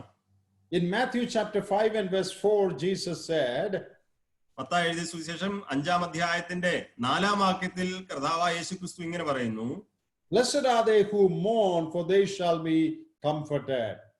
അവിടെ വിലപിക്കുന്നവർ ഭാഗ്യവാന്മാർ, അവർക്ക് സമാധാനം ലഭിക്കും എന്ന് കർത്താവ് പറയുന്നു. Here is the right kind of mourning. ഇവിടെ ശരിയായ നിലയിലുള്ള ഒരു വിലാപം നമുക്ക് കാണുവാനായിട്ട് സാധിക്കുന്നുണ്ട്. That is the kind of mourning that should come from every believer. ഈ നിലയിലുള്ള ഒരു കരച്ചിലാണ് എല്ലാ വിശ്വാസികളുടെയും ഉള്ളിൽ നിന്ന് വരേണ്ടത്. Crying for what? എന്തിനു വേണ്ടി കരയുന്നു? Not for money or material things. നിങ്ങൾക്ക് ധനത്തിനോ ഭൗതികമായ ആവശ്യങ്ങൾക്കോ വേണ്ടിയല്ല. This is a cry that comes out of your consciousness about the poverty of your spirit. നിങ്ങളുടെ ആത്മാവിന്റെ ദാരിദ്ര്യത്തെ കുറിച്ചുള്ള തിരിച്ചറിവുണ്ടായിട്ട് നിങ്ങൾക്കുണ്ടാകുന്ന കരച്ചിലാണിത്. Crying over your sins. നിങ്ങളുടെ പാപങ്ങൾക്ക് ഓർത്ത് നിങ്ങൾ കരയുന്നതിനെ കുറിച്ചാണ് പറയുന്നത്. Crying over your unChristlikeness. In many areas of my life, I am not like Christ. That is what you should cry over. എന്റെ ജീവിതത്തിൽ ഞാൻ ക്രിസ്തുവിനെ പോലെ അല്ലാത്ത അനേക സാഹചര്യങ്ങൾ ഞാൻ കണ്ടുകൊണ്ട് തിരിച്ചറിഞ്ഞുകൊണ്ട് കരയുന്ന ആ അവസ്ഥ, ആ കരച്ചിലാണ് നമുക്ക് ആവശ്യം. In my life, very often my character does not resemble the character of Jesus Christ. എന്റെ ജീവിതത്തിൽ പലയിടങ്ങളിലും കർത്താവായ യേശുക്രിസ്തുവിന്റെ സ്വഭാവമായിട്ട് എന്റെ സ്വഭാവം ഒത്തുപോകുന്നില്ല, ഒരുപോലെ ഇരിക്കുന്നില്ല. അങ്ങനെയുള്ള ഒരു അനുഭവം. I must cry over my pride and my jealousy and my anger and my covetousness. എന്റെ അഹംഭാവത്തിനും എന്റെ അസൂയയ്ക്കും എന്റെ ആ നിലയിലുള്ള തെറ്റായ എല്ലാ കാര്യത്തിനും വേണ്ടി ഞാൻ കരയേണ്ടത് ആവശ്യമാണ്. That is the right kind of cry in the Bible. അതാണ് തിരുവചനത്തിൽ രേഖപ്പെടുത്തിയിട്ടുള്ള ശരിയായ കരച്ചിൽ എന്നുള്ളത്. In 2 Corinthians chapter 7, we read about godly sorrow. നമുക്കറിയാം 2 കൊരിന്ത്യർ 7-ാം അധ്യായത്തിൽ ദൈവികമായ ആ ദുഃഖത്തെ കുറിച്ച് നാം വായിക്കുന്നുണ്ട്. In verses 9 and 10, we read godly sorrow leads to repentance. അവിടെ നാം 9-10 വാക്യത്തിൽ നാം വായിക്കുന്നു, ദൈവഹിതപ്രകാരമുള്ള ആ ദുഃഖം എന്നുള്ളത് അത് മാനസാന്തരത്തിലേക്കാണ് നയിക്കുന്നത്. That is the right kind of weeping. അതാണ് ശരിയായ നിലയിലുള്ള കരച്ചിൽ എന്നുള്ളത്. Very few believers weep over the right thing. Most believers weep over the wrong things. പലപ്പോഴും വളരെ കുറച്ച് വിശ്വാസികൾ മാത്രമേ ശരിയായ കാര്യങ്ങൾക്ക് വേണ്ടി കരയാറുള്ളൂ. കൂടുതലായിട്ടും ഭൂരിപക്ഷം വിശ്വാസികളും തെറ്റായ കാര്യങ്ങൾക്ക് വേണ്ടിയാണ് അവർ കരയുന്നത്. Most of our weepings are for material things. പലപ്പോഴും നമ്മുടെ കരച്ചിലുകളെല്ലാം തന്നെ ഭൗതികമായ ആവശ്യങ്ങൾക്ക് വേണ്ടിയാണ്. Very seldom do we cry for spiritual things. ആത്മീയമായ കാര്യങ്ങൾക്ക് വേണ്ടി വളരെ കുറച്ചു മാത്രമേ നാം കരയാറുള്ളൂ. And in 1 Peter chapter 2, 1 പത്രോസ് 2-ാം അധ്യായത്തിൽ we read about grief because of conscience toward God. Chapter 2, verse 19. 1 Peter 2, verse 19. അവിടെ 2-ാം അധ്യായത്തിന്റെ 19-ാം വാക്യം നാം വായിക്കുന്നു, ദൈവത്തെക്കുറിച്ചുള്ള മനോബോധം നിമിത്തം വ്യസനിക്കുന്ന ഒരനുഭവം. What is that? എന്താണ് അത് അർത്ഥമാക്കുന്നത്? I am standing as a child of God, as a Christian. ഞാൻ ഒരു ക്രിസ്ത്യാനിയായിട്ട്, ഒരു ദൈവ പൈതലായിട്ട് നിൽക്കുകയാണ്. And I want to keep my conscience clear toward God. എന്റെ മനസാക്ഷി ദൈവസന്നിധിയിൽ അത് ശുദ്ധമായിട്ട് സൂക്ഷിക്കുവാൻ എനിക്ക് താല്പര്യമുണ്ട്. But the world misunderstands me. എന്നാൽ ഈ ലോകം എന്നെ തെറ്റിദ്ധരിക്കുന്നു. The world is not able to understand me. ഈ ലോകത്തിന് എന്നെ മനസ്സിലാക്കുവാനായിട്ട് സാധിക്കുന്നില്ല. And they persecute me because of my stand towards God. ദൈവസന്നിധിയിൽ ആ നിലയിൽ ഞാൻ നിൽക്കുന്നത് മുഖാന്തരം ലോകം എന്നെ പീഡിപ്പിക്കുന്നു. And that is the kind of grief because of my conscience toward God. അതാണ് ദൈവത്തെക്കുറിച്ചുള്ള മനോബോധം നിമിത്തം ഞാൻ അനുഭവിക്കുന്ന കരച്ചിൽ അല്ലെങ്കിൽ ദുഃഖം എന്നുള്ളത്. And that verse says it is a good thing. ആ വാക്യം പറയുന്നത് അതൊരു നല്ല കാര്യമായിട്ടിരിക്കുന്നു. It is pleasing in the sight of God if you sorrow because of your conscience toward God. നിങ്ങൾ ഒരുത്തൻ ദൈവത്തെക്കുറിച്ചുള്ള മനോബോധം നിമിത്തം അന്യായമായി കഷ്ടവും ദുഃഖവും സഹിച്ചാൽ അത് ദൈവസന്നിധിയിൽ പ്രസാദമാകുന്നു. That is the right kind of sorrow. അത് ശരിയായ നിലയിലുള്ള ഒരു ദുഃഖമാണ്. But very often we cry for the wrong reason. എന്നാൽ പലപ്പോഴും നാം തെറ്റായ കാര്യത്തിനു വേണ്ടിയാണ് കരയുന്നത്. You know, a prophet in the Old Testament, Elijah, he cried. നമുക്കറിയാം, പഴയ നിയമത്തിലെ ഒരു പ്രവാചകനായിരുന്ന ഏലിയാവ് കരയുന്നതായിട്ട് നാം കാണുന്നു. He was afraid of Jezebel. താൻ ഇസബേലിനെ ഭയപ്പെട്ടു പോയി. And he ran for his life. തന്റെ ജീവന് വേണ്ടി താൻ ഓടി രക്ഷപ്പെടുകയാണ്. And he is lying under a juniper tree crying and saying, God, take my life. I don't want to live anymore. താൻ ഒരു വൃക്ഷത്തിന്റെ തണലിരുന്നുകൊണ്ട്, ദൈവമേ എന്റെ പ്രാണനെ എടുക്കണമേ, എനിക്കിനിയും ജീവിച്ചിരിക്കേണ്ട എന്ന് നിലവിളിക്കുകയാണ്. A cry of despair. അതാ നിരാശയുടേതായ ഒരു കരച്ചിൽ. There was no ground for that despair. There was no reason why he should have been desperate. താൻ ആ നിലയിൽ ഒരു നിരാശയുടെ അനുഭവത്തിൽ എത്തിച്ചേരേണ്ട യാതൊരു കാര്യവുമില്ല. എന്തിനു വേണ്ടിയാണ് താൻ അങ്ങനെ ഇരിക്കേണ്ടതെന്ന് നമുക്ക് മനസ്സിലാക്കുവാനേ സാധിക്കുകയില്ല. He was afraid that Jezebel would kill him. താൻ ഇസബേല് തന്നെ കൊന്നുകളയുമെന്ന് താൻ ഭയപ്പെട്ടു. And he said, Lord, let me die now. I don't want to be killed by her. താൻ പറഞ്ഞു, ദൈവമേ ഞാനിപ്പോൾ മരിക്കട്ടെ, ആ സ്ത്രീ എന്നെ കൊല്ലുവാനിട വരരുതേ. And he cried out of despair. താൻ നിരാശ മുഖാന്തരം നിലവിളിക്കുന്ന ആ ഒരു അനുഭവം. Sometimes we also cry out of despair. പലപ്പോഴും നാമും ഈ നിരാശയുടെ ആ ഒരു അനുഭവത്തിൽ നിന്നും കരയാറുണ്ട്. Why is all this happening to me? എന്തുകൊണ്ടാണ് ഇത് എനിക്ക് സംഭവിക്കുന്നത്? Why am I so much in trouble? എന്തുകൊണ്ടാണ് ഞാൻ ഇത്രയും പ്രശ്നത്തിൽ അകപ്പെട്ടിരിക്കുന്നത്? And we also cry for the wrong reason. നാമും ആ നിലയിലെ തെറ്റായ കാര്യങ്ങൾക്ക് വേണ്ടി കരയാറുണ്ട്.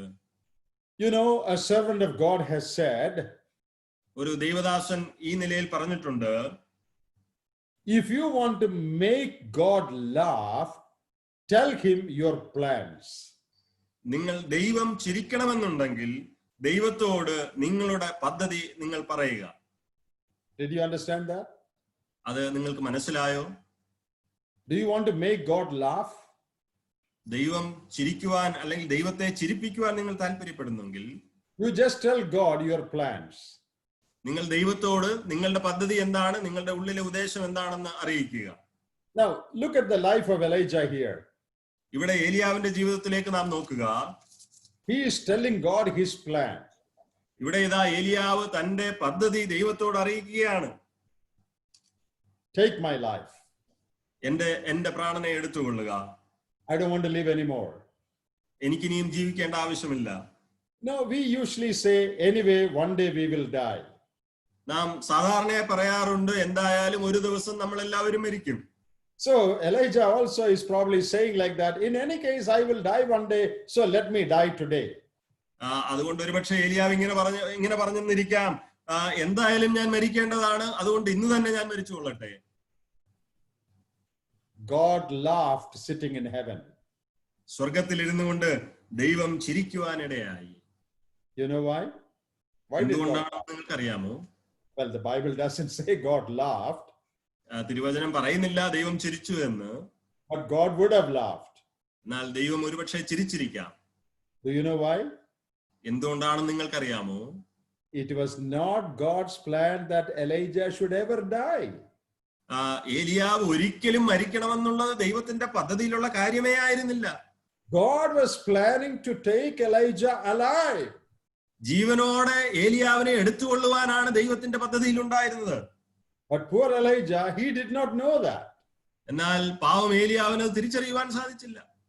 He says, in any case, I will die one day. I better die today.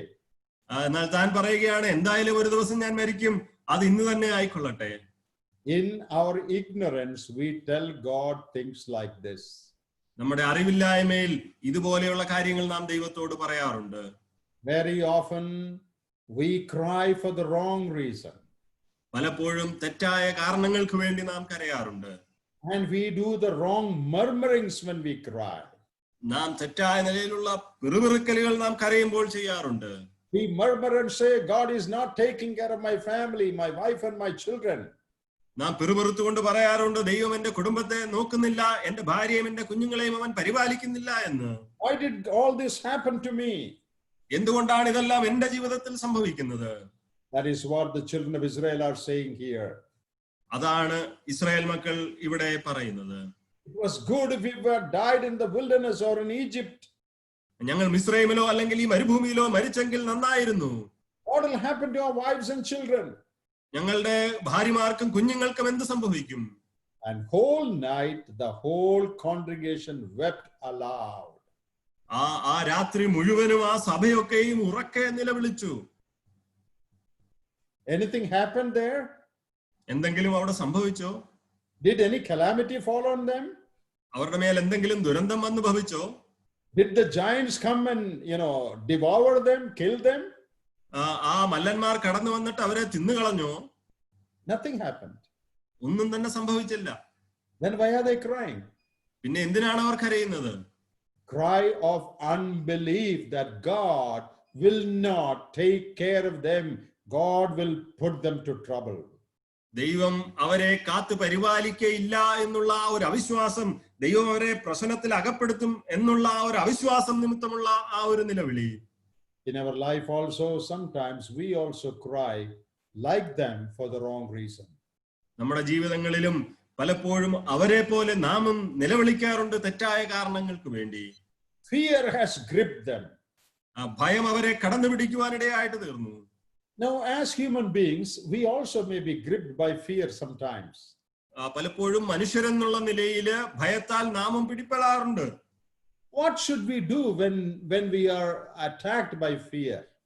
ഭയം നമ്മെ ആക്രമിക്കുമ്പോൾ നാം എന്താണ് ചെയ്യേണ്ടത്? Can we say, no, I'm not afraid of anything in the world? Can you say like that? എനിക്ക് ഈ ലോകത്തിൽ ഒന്നിനെയും ഭയമില്ല എന്ന് നമുക്ക് പറയുവാൻ സാധിക്കുമോ? I don't think that is true. We all are afraid of something or the other. അതൊരിക്കലും ശരിയല്ല എന്നാണ് ഞാൻ ചിന്തിക്കുന്നത്. നാം എന്തെങ്കിലും ഒന്നിനെ ഭയപ്പെടുന്നവരാണ് ഈ ലോകത്തിൽ. A brother once gave a good definition for courage. ധൈര്യത്തിന് ഒരു നല്ല ഒരു ഡെഫിനിഷൻ ഒരു സഹോദരൻ ഒരു ദിവസം നൽകി. Courage is not the absence of fear. ഭയം ഇല്ലാതിരിക്കുന്നതല്ല ധൈര്യം എന്നുള്ളത്. Courage is fear that prays. That is courage. ധൈര്യം എന്നുള്ളത് പ്രാർത്ഥനയോടെ ആ ഭയത്തെ നേരിടുക എന്നുള്ളതാണ്. Fear plus prayer is equal to courage. ആ പ്രാർത്ഥനയും ഭയവും ചേരുന്നതാണ് ധൈര്യം എന്നുള്ളത്. I think that is very, very realistic and very, very true. അത് വളരെയധികം യാഥാർത്ഥ്യമുള്ളതാണ്, അത് വളരെ സത്യമാണ് എന്നാണ് ഞാൻ കരുതുന്നത്. We all have fears. നമുക്കെല്ലാവർക്കും ഭയങ്ങളുണ്ട്. But how can we be courageous? എന്നാൽ എങ്ങനെ നമുക്ക് ധൈര്യമുള്ളവരായി തീരാം? You add prayer to your fear and that turns out to be courage. നിങ്ങളുടെ ആ ഭയത്തോട് നിങ്ങൾ പ്രാർത്ഥനയും കൂടി ചേർക്കുക. അപ്പോൾ നിങ്ങളുടെ ഭയം ധൈര്യമായി തീരുവാനിടയായിട്ട് തീരും. So the children of Israel, they cried for the wrong reason. ഇവിടെ ഇതാ ഇസ്രായേൽ മക്കൾ തെറ്റായ കാരണത്തിനു വേണ്ടി കരയുന്നു. Let us look at the fifth thing that they did. അവർ ചെയ്ത അഞ്ചാമത്തെ കാര്യത്തിലേക്ക് നമുക്ക് പോകാം. They spoke words of unbelief. അവർ അവിശ്വാസത്തിന്റെ വാക്കുകൾ സംസാരിക്കുവാനിടയായി. Or in other words, they murmured in unbelief. അവർ അവിശ്വാസത്തിൽ പിറുപിറുക്കുവാനിടയായിട്ട് തീർന്നു. In chapter 13, verse 31 to 33, you see that. 13-ാം അധ്യായത്തിന്റെ 31 മുതൽ 33 വരെയുള്ള വാക്യങ്ങളിൽ നമുക്കത് കാണുവാൻ സാധിക്കും. They are speaking words of unbelief. അവർ അവിശ്വാസത്തിൻ്റെതായ വാക്കുകൾ അവിടെ സംസാരിക്കുകയാണ്. They say, we are not able to go up against them. They are stronger than us. അവർ പറയുകയാണ്, ആ ജനത്തിന്റെ നേരെ ചെല്ലുവാൻ നമുക്ക് കഴിയുകയില്ല, അവർ നമ്മിലും ബലവാന്മാരാകുന്നു. And in verse 32 they say, all the men we saw in it are men of great stature. അവിടെ 32-ാം വാക്യത്തിൽ പറയുന്നു, ഞങ്ങൾ അവിടെ കണ്ട ജനമൊക്കെയും അധികായന്മാരാണ്. And we were, verse 33, we were like grasshoppers. 33-ാം വാക്യത്തിൽ ഞങ്ങൾ വെട്ടുക്കിളികളെ പോലെ ഞങ്ങൾക്ക് തോന്നി. You know, and in chapter 14, verses 1 to 4, it is all words of unbelief. 14-ാം അധ്യായത്തിന്റെ 1 മുതൽ 4 വരെയുള്ള വാക്യങ്ങളിൽ എല്ലാം തന്നെ ആ അവിശ്വാസത്തിന്റെ വാക്കുകളാണ് നമുക്ക് കാണുവാൻ സാധിക്കുന്നത്. In verse 2 we read they murmured. 2-ാം വാക്യത്തിൽ നാം വായിക്കുന്നു അവർ പിറുപിറുത്തു എന്ന്. And they gave bad report. Chapter 13 verse 32 says they gave bad report. 13-ാം അധ്യായത്തിന്റെ 32-ാം വാക്യത്തിൽ നാം വായിക്കുന്നു അവർ ദുർവർത്തമാനം പറഞ്ഞു എന്നാണ്. In chapter 14 verse 2 we again read they murmured. 14-ാം അധ്യായത്തിന്റെ 2-ാം വാക്യത്തിൽ പിന്നെയും നാം കാണുന്നുണ്ട് അവർ പിറുപിറുത്തു എന്ന്. And in verse 27 again we get the word murmuring. 27-ാം വാക്യത്തിൽ പിന്നെയും നമുക്ക് ആ പിറുപിറുപ്പ് എന്നുള്ള വാക്കുകൾ കാണുവാനായിട്ട് സാധിക്കുന്നുണ്ട്. And in verses 29 and 30 we again get the same word. 29-ഉം 30-ഉം വാക്യത്തിൽ പിന്നെയും ആ വാക്ക് നമുക്ക് കാണുവാൻ സാധിക്കുന്നുണ്ട്.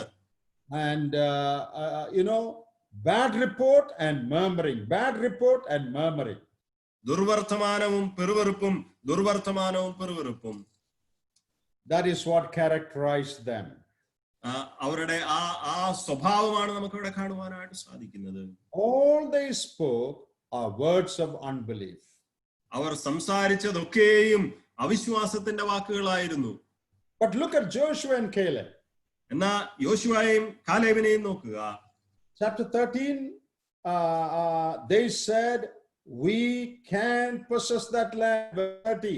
And Caleb stilled the people before Moses and said, let us go up at once and possess it, for we are well able to overcome it. 13-ാം അധ്യായത്തിന്റെ 30-ാം വാക്യത്തിൽ നാം ഇങ്ങനെ വായിക്കുന്നു, എന്നാൽ കാലേബ് മോശയുടെ മുൻപാകെ ജനത്തെ അമർത്തി നാം ചെന്ന് അത് കൈവശമാക്കുക, അത് ജയിക്കുവാൻ നമുക്ക് കഴിയുമെന്ന് പറഞ്ഞു. That is words of faith. അത് വിശ്വാസത്തിൻ്റെതായ വാക്കുകളാണ്. In chapter 14 verses 7 to 9 they again speak words of faith. 14-ാം അധ്യായത്തിന്റെ 7 മുതൽ 9 വരെയുള്ള വാക്യങ്ങൾ പിന്നെയും അവർ വിശ്വാസത്തിന്റെ വാക്കുകൾ ഉരുവിടുകയാണ്. In 8 they say God will bring us into this land. 8-ാം വാക്യത്തിൽ അവർ പറയുന്നു ദൈവം നമ്മെ ആ ദേശത്തേക്ക് കൊണ്ടുചെല്ലും. Verse 9, the Lord is with us, fear them not. 9-ാം വാക്യത്തിൽ പറയുന്നു ദൈവം നമ്മോട് കൂടെയുണ്ട്, അവരെ ഭയപ്പെടരുത്. So can you see the contrast between these two words or two kinds of talking? ഈ രണ്ട് തരത്തിലുള്ള ആ ഒരു സംസാരത്തിന്റെ ആ ഒരു വ്യത്യാസം നമുക്ക് കാണുവാൻ കഴിയുമോ? One group says we cannot go and possess the land. ഒരു കൂട്ടർ പറയുന്നു നമുക്കൊരിക്കലും കടന്നു ചെന്ന ദേശം കൈവശമാക്കുവാൻ കഴിയുകയില്ല. They are too strong. അവർ വളരെ ശക്തന്മാരാണ്. But Joshua and Caleb say God has promised it, therefore God is with us, we can go and possess the land.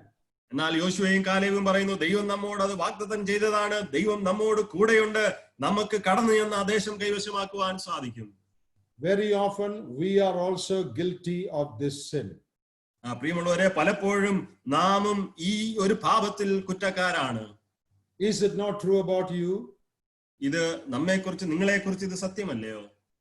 Have we not spoken words of unbelief? Such words sometimes come out of our mouth. Though we are God's children, we speak in unbelief. പലപ്പോഴും നാം ദൈവത്തിന്റെ മക്കളാണെങ്കിൽ കൂടിയും പലപ്പോഴും നമ്മുടെ സംസാരത്തിൽ അവിശ്വാസത്തിൻ്റെതായ വാക്കുകൾ കടന്നു വന്നിട്ടില്ലേ? In Psalm 73, we read about Asaph. നാം 73-ാം സങ്കീർത്തനത്തിൽ ആസാഫിനെ കുറിച്ച് നാം വായിക്കുന്നുണ്ട്. You can read that whole psalm later. പിന്നീട് നിങ്ങൾക്ക് ആ മുഴു സങ്കീർത്തനവും വായിക്കാം. And the summary of that psalm is this. ഈ സങ്കീർത്തനത്തിന്റെ ആകത്തുക ഇതാണ്. You know, he looked at the prosperity of the wicked around him. ആ ദുഷ്ടന്മാർക്ക് ലഭിക്കുന്ന ആ ഒരു സമൃദ്ധിയിലേക്ക് താൻ നോക്കി കാണുകയാണ്. And he looked at the problems he is facing. എന്നാൽ താൻ അനുഭവിക്കുന്ന പ്രശ്നങ്ങളിലേക്ക് താൻ നോക്കുകയാണ്. In verse 13 he says, I've cleansed my heart in vain and washed my hands in innocency. 13-ാം വാക്യത്തിൽ താൻ പറയുന്നു, എന്നാൽ ഞാൻ എന്റെ ഹൃദയത്തെ ശുദ്ധീകരിച്ചതും എന്റെ കൈകളെ കുറ്റമില്ലായ്മയിൽ കഴുകിയതും വ്യർത്ഥമത്രേ. In the previous verses he says the wicked are well off, they are healthy, they are prosperous, they have everything. അതിന്റെ മുൻപിലുള്ള വാക്യങ്ങളിൽ പറയുന്നു, ദുഷ്ടന്മാരായവർ അവർക്ക് ധാരാളം സമ്പത്തുണ്ട്, അവർക്ക് ആരോഗ്യമുണ്ട്, അവർക്ക് എല്ലാ നിലയിലും നന്മ മാത്രമേ ഉള്ളൂ. And there's no point in my living a whole clean life. എന്നാൽ ഈ നിലയിൽ ഒരു വിശുദ്ധ ജീവിതം നയിക്കുന്നതിന് യാതൊരു അർത്ഥവുമില്ല എനിക്ക്. In verse 14 he says, I am plagued by so many things. 14-ാം വാക്യത്തിൽ പറയുന്നു, ഞാൻ പല കാര്യങ്ങളാൽ ഞാൻ ബാധിതനായിരുന്നു എന്ന് താൻ പറയുന്നുണ്ട്. Has this happened to us any time? എപ്പോഴെങ്കിലും ഇത് നമ്മുടെ ജീവിതത്തിൽ സംഭവിച്ചിട്ടുണ്ടോ? Have we compared ourselves with ungodly people around us who prosper? ദൈവമില്ലാത്ത ആ സമൃദ്ധിയിൽ ജീവിക്കുന്നവരുമായിട്ട് നമ്മെ തന്നെ നാം താരതമ്യപ്പെടുത്തിയിട്ടുണ്ടോ? They are not sick, but we are sick. അവർക്ക് രോഗമില്ല, ഇതാ നമ്മൾ രോഗികളായിരിക്കുന്നു. They have a lot of money, but I am struggling for my daily needs. അവർക്ക് ധാരാളം സമ്പത്തുണ്ട്, എന്നാൽ ഞാൻ ഓരോ ദിവസവും കഴിയുവാനായിട്ട് പാടുപെടുകയാണ്. Everything is favorable for them, but look at me. I'm a believer, I pray, I read the Bible, but I'm passing through so many difficulties. അവർക്കെല്ലാം അനുകൂലമായിരിക്കുമ്പോൾ ഇതാ ഞാനൊരു വിശ്വാസി, ഞാൻ പ്രാർത്ഥിക്കുന്നുണ്ട്, ഞാൻ തിരുവചനം വായിക്കുന്നുണ്ട്, എന്നിട്ടും ഞാൻ വളരെയധികം പ്രയാസങ്ങൾ കൂടി കടന്നു പോകുന്നു. Sometimes in our human frailty, we also tend to speak words of unbelief. പ്രിയമുള്ളവരെ, പലപ്പോഴും നമ്മുടെ മാനുഷികമായ ബലഹീനതയിൽ നാമും ഇങ്ങനെയുള്ള അവിശ്വാസത്തിൻ്റെതായ വാക്കുകൾ ഉരുവിടാറുണ്ട്. But that cannot be justified. എന്നാൽ അതിനെ ഒരിക്കലും ന്യായീകരിക്കുവാനായിട്ട് സാധിക്കുകയില്ല. Such thoughts may come in our mind. നമ്മുടെ മനസ്സിൽ ആ നിലയിലുള്ള ചിന്തകൾ ഉയർന്നു വന്നേക്കാം. But we should never speak it out. എന്നാൽ ഒരിക്കലും അത് പുറത്തു സംസാരിക്കുവാൻ പാടുള്ളതല്ല. Now look at verse 15 of Psalm 73. 73-ാം സങ്കീർത്തനത്തിന്റെ 15-ാം വാക്യം ഒന്ന് നോക്കുക. If I say, I will speak thus, behold, I should offend against the generation of thy children. ഞാൻ ഇങ്ങനെ സംസാരിക്കുവാൻ വിചാരിച്ചെങ്കിൽ ഇതാ ഞാൻ നിന്റെ മക്കളുടെ തലമുറയോട് ദ്രോഹം ചെയ്യുമായിരുന്നു. Do you know what is the meaning of that verse? ആ വാക്യത്തിന്റെ അർത്ഥം എന്താണെന്ന് നിങ്ങൾക്കറിയാമോ? I did not speak it out. If I had spoken these words of unbelief, that would have been a great crime. ഞാൻ അത് സംസാരിച്ചില്ല. ഞാൻ അങ്ങനെ സംസാരിച്ചിരുന്നു എങ്കിൽ, അവിശ്വാസത്തിന്റെ വാക്കുകൾ സംസാരിച്ചിരുന്നുവെങ്കിൽ അത് വലിയൊരു കുറ്റമാകുമായിരുന്നു. That's a very good instruction for us. അത് നമുക്ക് വളരെ നല്ല ഒരു ഉപദേശമായിട്ടിരിക്കുന്നു. Sometimes such thoughts may come to our heart also. പലപ്പോഴും ഈ നിലയിലുള്ള ചിന്തകൾ നമ്മുടെ ഹൃദയത്തിലും കടന്നു വരാം. But we should never speak it out. എന്നാൽ ഒരിക്കലും നമ്മൾ അത് പുറത്ത് സംസാരിക്കുവാൻ പാടുള്ളതല്ല. If we speak it out, that will discourage others also. നാം അങ്ങനെ സംസാരിച്ചാൽ അത് മറ്റുള്ളവരെ കൂടി നിരുത്സാഹപ്പെടുത്തുവാനിടയായിട്ട് തീരും. Earlier we said fear is contagious. നാം മുൻപേ പറഞ്ഞുവല്ലോ, ഭയം എന്നുള്ളത് വളരെ വേഗം പകരുന്നതാണ്. And what did the psalmist do? എന്നാൽ ഈ സങ്കീർത്തനക്കാരൻ എന്താണ് ചെയ്തത്? Verse 17 says, I went into the sanctuary of God. 17-ാം വാക്യത്തിൽ പറയുന്നു, ഞാൻ ദൈവത്തിന്റെ വിശുദ്ധ മന്ദിരത്തിലേക്ക് ചെന്നു. He took that matter to God. താൻ ആ വിഷയം ദൈവത്തിന്റെ അടുക്കലേക്ക് കൊണ്ടുചെന്നു. He prayed about it. താൻ അതിനെക്കുറിച്ച് പ്രാർത്ഥിച്ചു. He meditated upon God's goodness.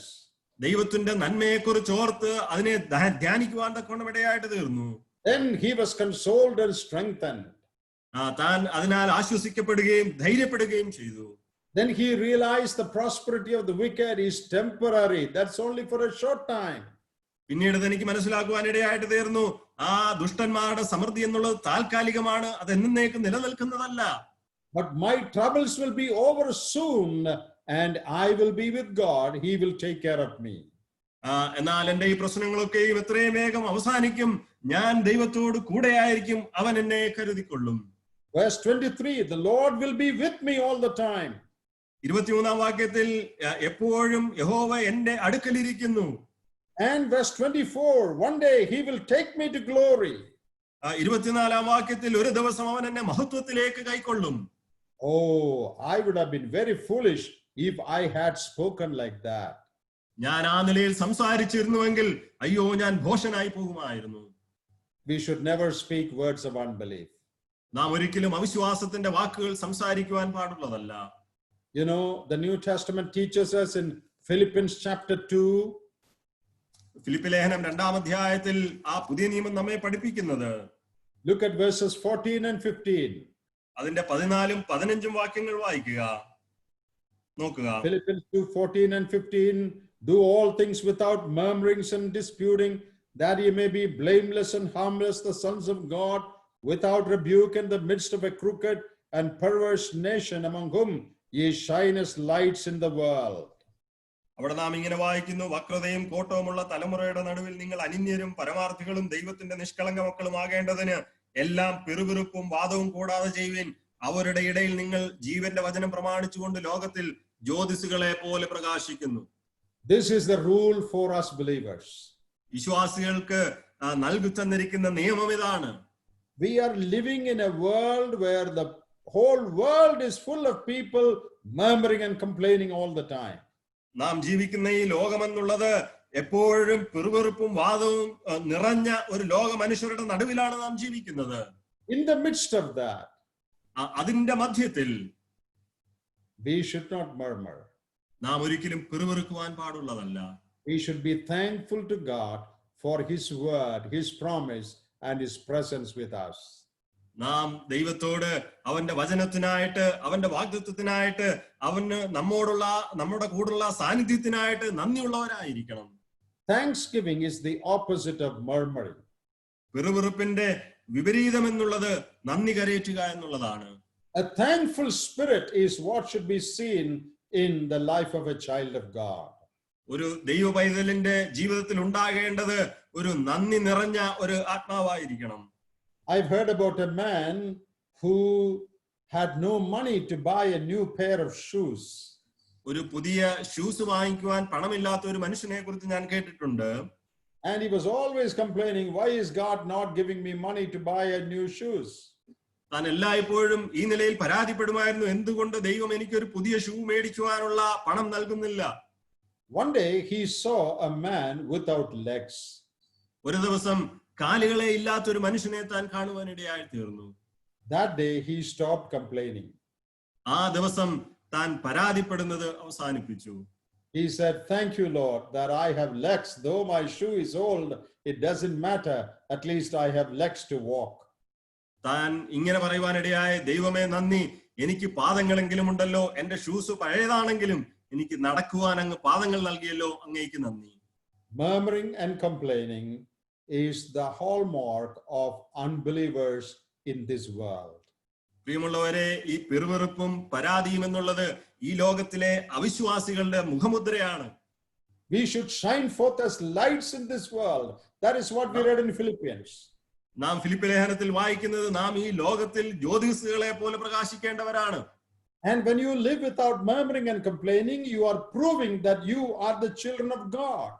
നിങ്ങൾ പിറുപിറുപ്പും വാദവും കൂടാതെ ഈ ലോകത്തിൽ ജീവിക്കുമ്പോൾ നിങ്ങൾ ദൈവമക്കളാണെന്ന് നിങ്ങൾ തെളിയിക്കുകയാണ്. How is our life? നമ്മുടെ ജീവിതം എങ്ങനെയുണ്ട്? Are we guilty of this sin?